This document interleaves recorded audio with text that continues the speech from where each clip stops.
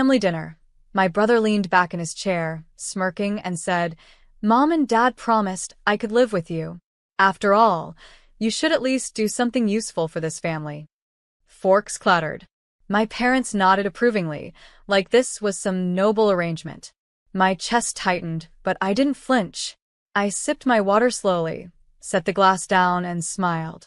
"That's awkward," I replied, my voice calm. "Because I sold the house last Friday to a couple." The silence was instant and absolute. "My name is Danielle Cross. I'm 31 years old. And if you think you know how this ends, stay tuned. What happens when a family that's used you like a doormat suddenly finds the ground ripped out from under them?" My brother's face twisted, the smugness melting into confusion. You sold it? Without telling us?" Mom's eyes narrowed. "Danielle, stop joking. This is your family. We make decisions together." I almost laughed. Together? When had any decision in this family ever included me? For years, I'd been the invisible one, the one they mocked, the one they overlooked, the one who worked 2 jobs just to buy that house they now treated like community property.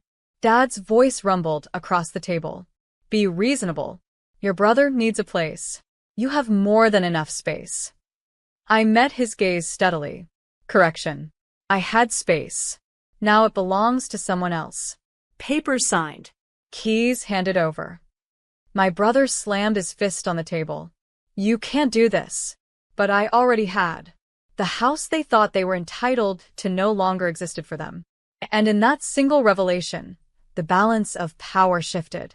The table erupted all at once. "You're lying," my brother shouted, his face red, eyes bulging with panic. "You wouldn't dare sell it. That house was basically ours." Mom's voice followed, sharp and shrill. "Danielle, enough of this nonsense. You can't just get rid of family property behind our backs."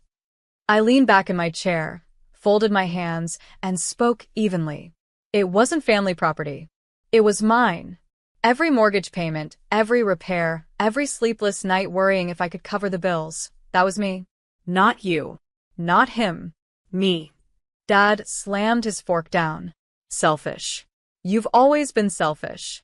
Do you know how humiliating this is for your brother? He told all his friends he'd be moving in." I raised an eyebrow. That sounds like his mistake, not mine. For years, they had dismissed me as unimportant, the one who should stay quiet, serve, and sacrifice. Now they looked at me like a stranger who had slipped the leash. "You'll fix this," Mom hissed, jabbing her finger across the table. "Call those buyers back and tell them it's a mistake." I let the silence stretch before answering. "No. The sale is final. The couple is moving in next week. And here's the best part. I pulled a folded sheet from my bag and laid it flat on the table.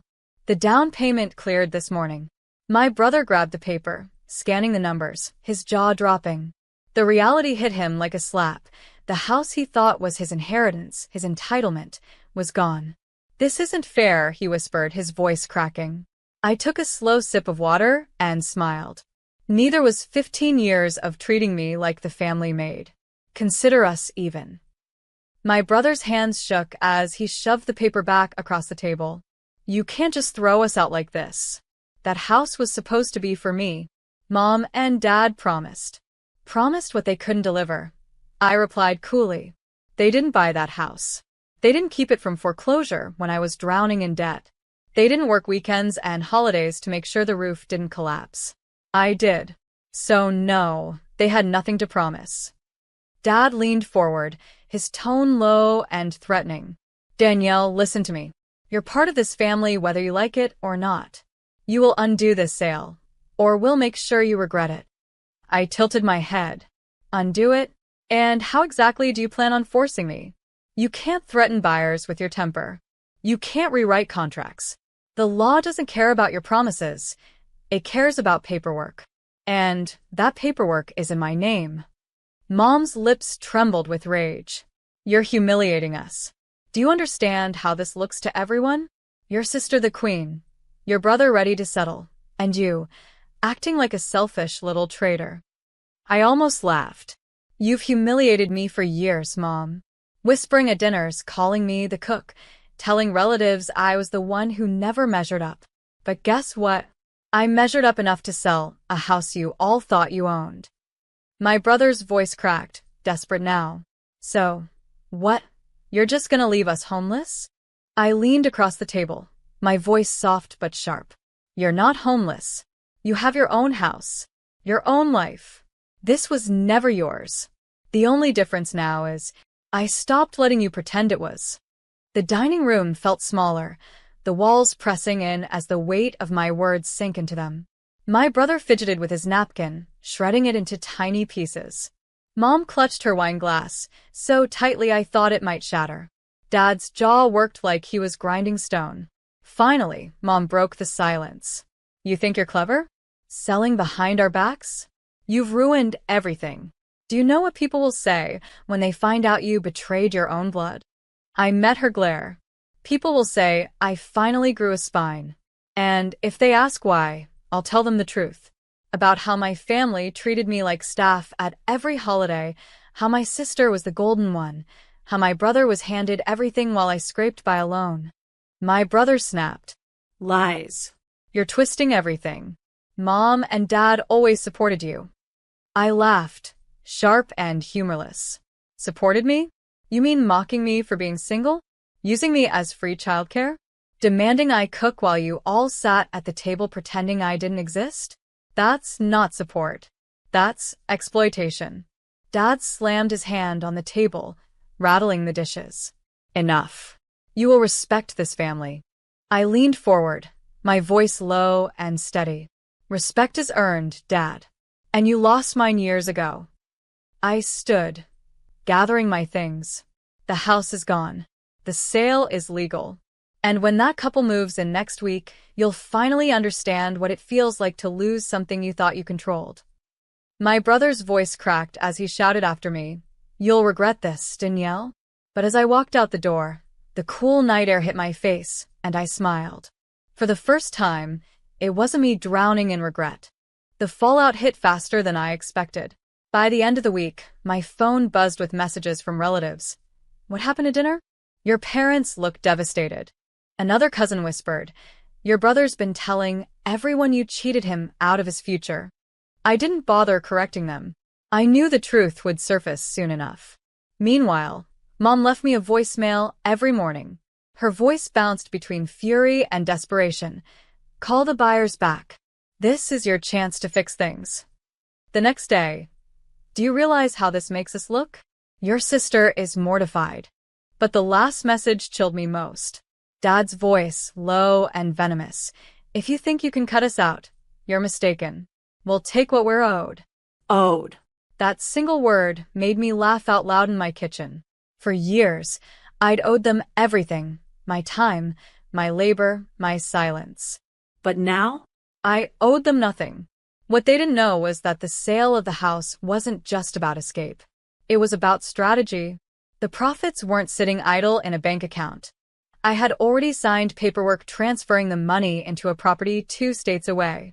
A small cottage by the sea. Mine alone. Out of their reach.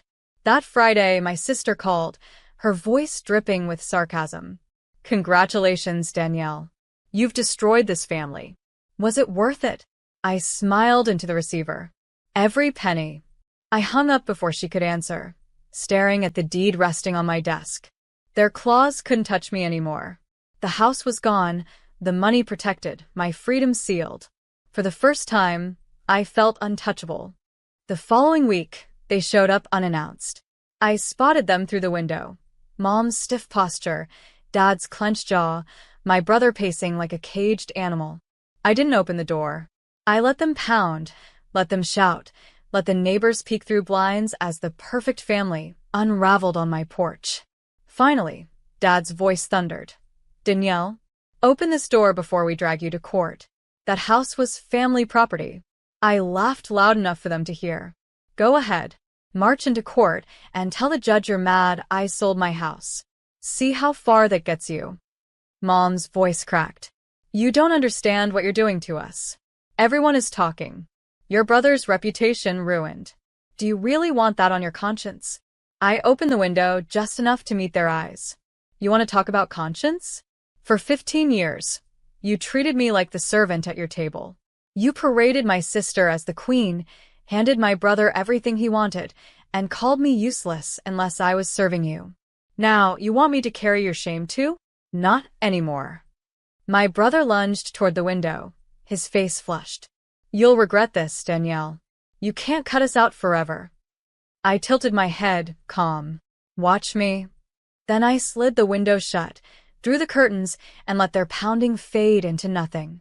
Minutes later, their car screeched away, leaving skid marks on the street. I sat back on the couch, heart pounding, not with fear, but with triumph. They were desperate, powerless. And for once, I was the one holding the keys. The collapse came slowly at first, like hairline cracks in glass, then all at once. By summer, word had spread. My parents' friends whispered about the family feud. My brother's coworkers snickered behind his back, joking about how he'd bragged of moving into a house that wasn't his. My sister's carefully curated image as the perfect daughter wilted under the glare of relatives who now knew the truth. And I hadn't leaked a single thing. I didn't need to. Their arrogance had done the work for me. One evening, an aunt called. Danielle, I used to think you were cold. But now I see. They took advantage of you. We all did. Her voice cracked. I'm sorry. Her words didn't erase the years, but they felt like oxygen in a room I'd been suffocating in for too long. Meanwhile, Mom left another message, different this time. Claire. She stopped herself, then corrected. Danielle. We need to talk. This has gone too far. Please. Too far? I thought. No, this was exactly far enough. That week, I posted a single photo on social media. Me standing in front of my seaside cottage, deed folder in hand, caption simply, finally home.